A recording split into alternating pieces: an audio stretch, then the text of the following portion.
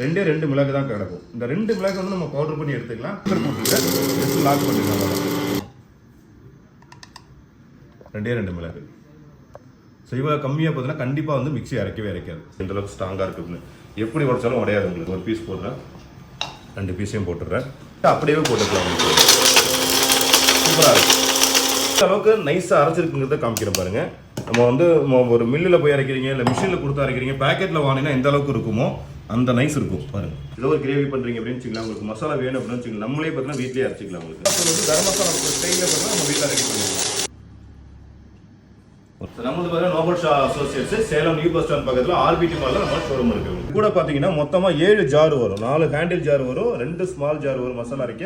அது செட்டாக வேணும் புதுசாக வாங்குற கஸ்டமருக்கு பார்த்தா செட்டாகவே வந்துடும் உங்களுக்கு. எல்லாமே 7 ஜார் வித் சாப்போட சேர்த்தே பார்த்தீங்கன்னா 3980 3980 வரைக்கும் நம்ம ஃப்ரீ ஷிப்பிங் தமிழ்நாடு முழுக்க பண்ணிட்டு இருக்கோம்.